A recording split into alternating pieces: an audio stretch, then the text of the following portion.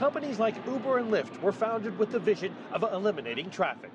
But on the streets of San Francisco, look around and you'll see ride-hailing cars on the streets over and over.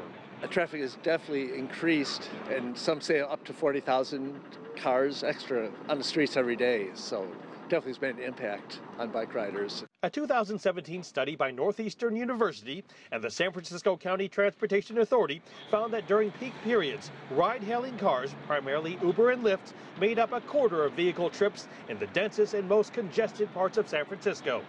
Here, there are now 15 times as many Uber and Lyft cars as there are taxis. In some mornings, so if I get up at late, so I will take Uber to school instead of bus.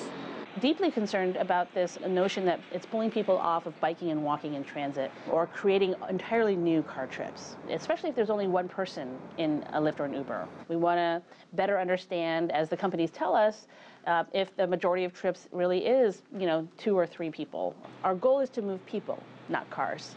Ironically, the San Francisco County Transportation Authority is in the same building as Uber, but their request to get trip data from both Uber and Lyft went unanswered.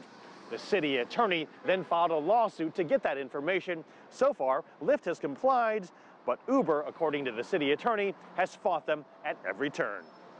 Last year, in a 3-month study in various San Francisco neighborhoods, police found that ride-hailing companies committed more than 64% of the traffic violations.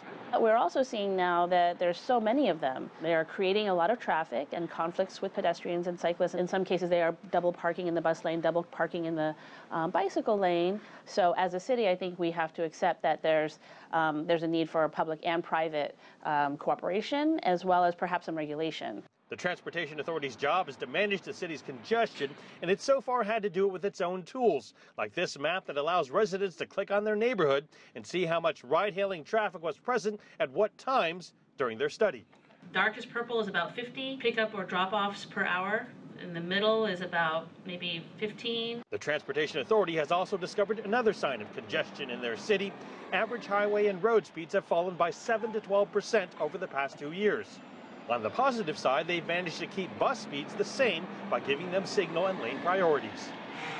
But as technology forms we never imagined also become part of the traffic, the Transportation Authority says it's more important than ever that cities work directly with these new tech companies to ensure the streets are as safe and efficient as possible. Mark New, CGTN, San Francisco.